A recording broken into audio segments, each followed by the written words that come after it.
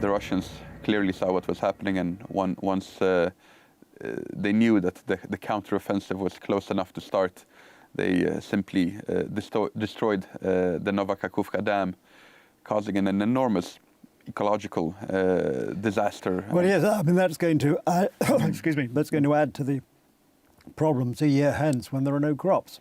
Yes, and they knew that they were going to pay some price for it themselves when it comes to irrigation. Even in the occupied Crimean Peninsula, it was heavily dependent on the so-called North Crimean Canal that takes water from the reservoir next to Nova Kakhovka.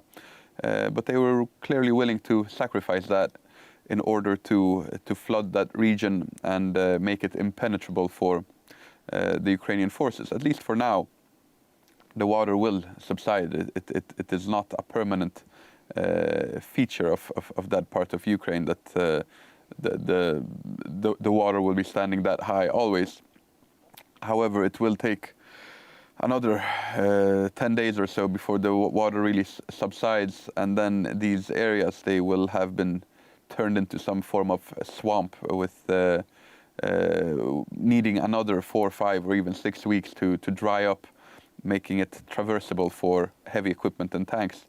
So, and here, again, we spoke about this during previous episodes, that the Red Army did something very similar on the Dnipro River in 1941 when the German forces were advancing, causing a flood that was even greater and killed probably somewhere upward to 200 to 100,000 people.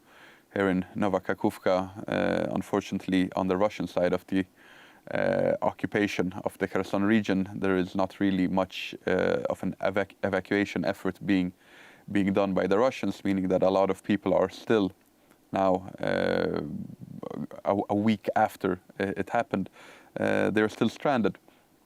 So right now we have 10 victims that have been confirmed, another 50 that are missing, but most likely the number of victims, at least what eyewitnesses are saying, that they simply see a lot of bodies floating around that they can't even reach yet.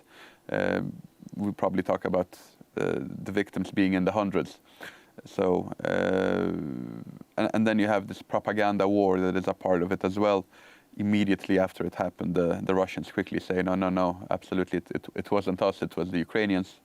And this is naturally what you hear every time they do something, whether it's the Bucha massacre or the bombing of the maternity ward in Mariupol, which gave us that picture in the first year of the war that later won many competitions for picture of the year, of this pregnant woman being taken on a stretcher away from the hospital.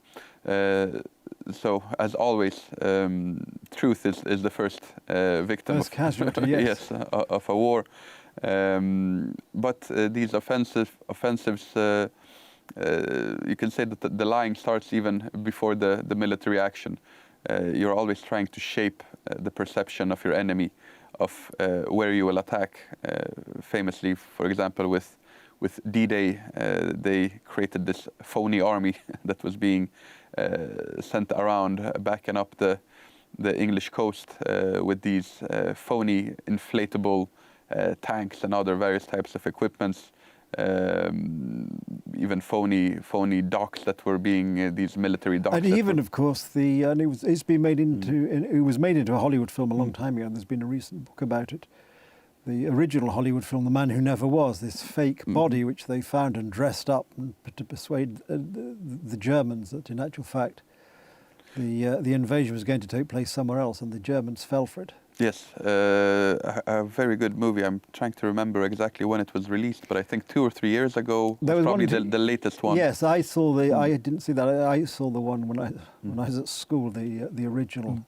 I think it's a 1960s or 1970s version, which was very good. Yes. And a remarkable operation. It just showed the detail that folk went into in those days. Absolutely, and as you said, the Germans absolutely did buy into it. So sometimes one small action can have devastating repercussions for the defending side if it gets fooled. also the general process of intelligence gathering is extremely important. Here we have another example. Naturally, D-Day is the most famous case, but there were other amphibious landings that took place in the so-called Western Theater during the Second World War. The first one being Operation Torch, which took place in November 1942. Adam, as usual, the clock has interrupted, so I'm going to have to ask you to pause there, but we will pick it up next time. There we are. I've had to interrupt Adam almost in mid-sentence, but fear not, if you join us next time, as we hope you will, we'll pick up the story. In the meantime, thank you for watching Poland Daily History.